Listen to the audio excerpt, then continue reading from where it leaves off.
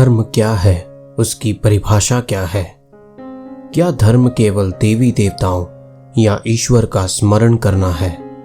धर्म जीवन है, धर्म चिंतन है, धर्म भजन है, धर्म ध्यान है, धर्म साकार है, धर्म निराकार भी है, धर्म का रूप है, धर्म बिना रूप भी है। जीवन जीने की एक शैली है धर्म। सच्चाई, ईमानदारी और नैतिकता पर चलना ही धर्म है।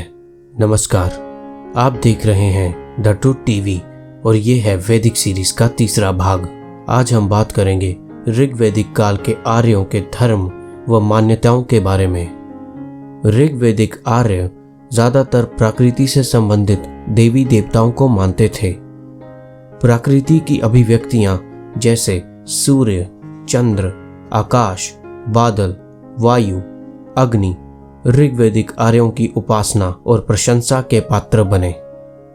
ऋग्वेद में जिन देवी देवताओं के बारे में श्लोक गाए गए वो मुख्यतः 3 भागों में विभाजित थे, जिनमें लौकिक देवी देवता, वातावरण के देवी देवता और आकाश संबंधी देवी देवता आते हैं। लौकिक देवी देवताओं में पृथ्वी, अग्नि, बृहस्पति और सोम आते हैं।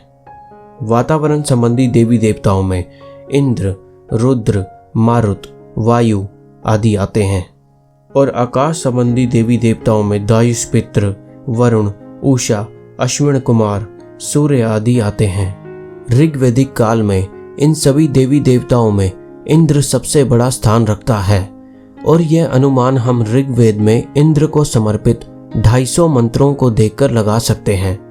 इंद्र को पुरेंद्र कहा गया, जिसका अर्थ है पुरों या किलों का नाश करने वाला। इंद्र को वर्षा और युद्ध का ईश्वर भी माना गया। कुछ पंक्तियां इंद्र के लिए इस प्रकार बोली गई। जब इंद्र गरजता है वह आर्यों के सर पर सवारी करके पुरों का नाश करता है। जब इंद्र वर्षा लाता है वह वृतासुर जैसे सर्प, जिसकी वजह से नदियां बंद हो जाती थी, उसका नाश करता है और सूखी भूमि पर वर्षा लाता है। इंद्र का मुख्य अस्त्र वज्र माना गया है। त्विष्ट्र नामक एक देवता का उल्लेख भी ऋग्वेद में किया गया है, जिसने इंद्र के लिए वज्र बनाया। इंद्र ने वज्र प्रहार से व्यमसुर का भी कुछ इस प्रकार संहार किया जैसे एक कुल्हाड़ी से पेड़ काटा जाता है। इंद्र को कई जगह पर मदिरा का सेवन करने वाला देवता भी माना गया है।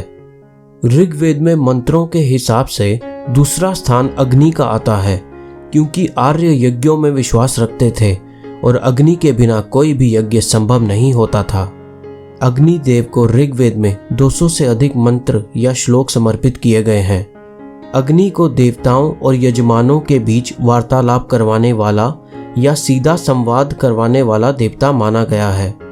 जो भी वस्तु अग्निकुंड में डाली जाती वो अग्निदेव सीधा देवताओं तक ले जाते। यजमानों के विचार और प्रार्थनाएं देवों तक पहुंचाना अग्नि का मुख्य कार्य माना जाता था। अग्निकुंड में अग्नि जलाने से पहले आर्य अग्निदेव की प्रशंसा व स्वागत में श्लोक गाते थे। वरुण देव को सच्चाई और नैतिकता का देव माना गया। वरुण को सारे ब्रह्मांड का अंतर्यामी देवता माना गया, जिससे कोई भी पाप नहीं छुप सकता था। वरुण अनैतिकता करने वाले लोगों को दंडित भी करता था। वरुण की दृष्टि से कोई भी कुकर्म नहीं छुप सकता था। वरुण को समर्पित ऋग्वेद का एक श्लोक, जिसमें एक आर्य वरुण से प्रार्थना करता है, कुछ इस प्रकार था।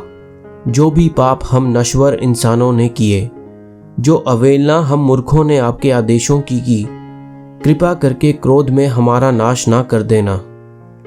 इन कुछ पंक्तियों से हमें पता चलता है कि वरुण नैतिकता से भरा देव माना जाता था और हर कुकर्म करने वाला वरुण से भयभीत होता था।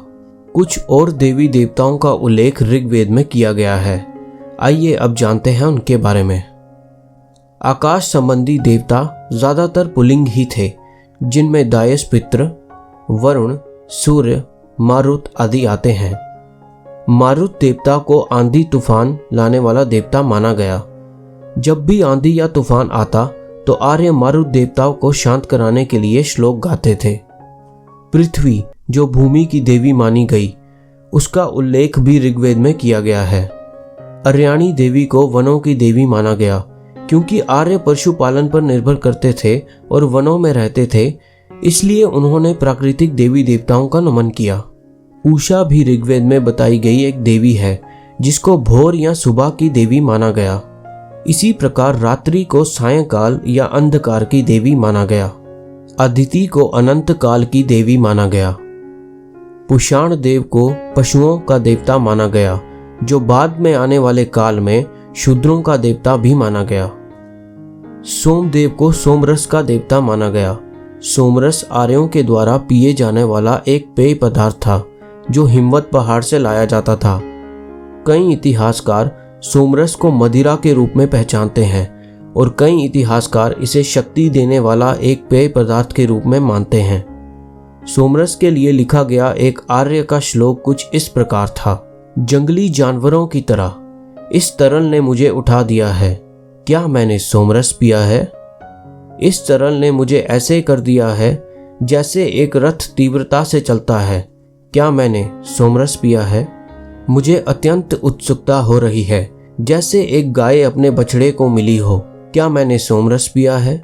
जैसे एक रथकार रथ को मोड़ता है, उसी प्रकार ये उत्सुकता मैंने अपने हृदय के पास रखी है, क्या मैंने सोमरस पिया है? पंचजन मेरी आंखों के धूल के समान भी नहीं लगते, क्या मैंने सोमरस पिया है?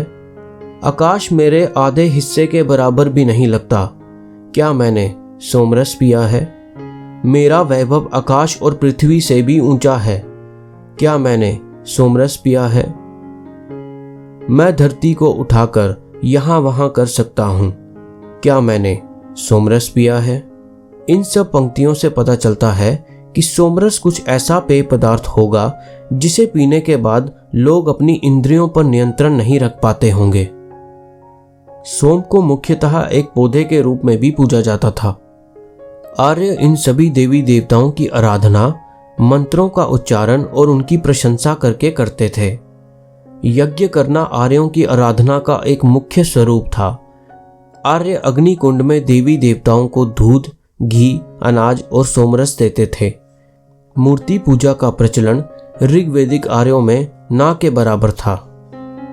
ऋग्वेद के दशम मंडल के 8वें मंत्र में एक ईश्वर जो दिव्य है उसकी बात की गई है, जिसका अर्थ है ऋग्वेदिक आर्य ये मानते थे कि यह पृथ्वी, आकाश, देवी देवता किसी एक महाशक्ति ने ही बनाए हैं। वही दिव्य शक्ति ये सारा संसार चलाती है। हमें आशा है कि वैदिक सीरीज की वीडियोस आपको पसंद आ रही होंगी। अपने विचार हमारे साथ ज़रूर साझा करें।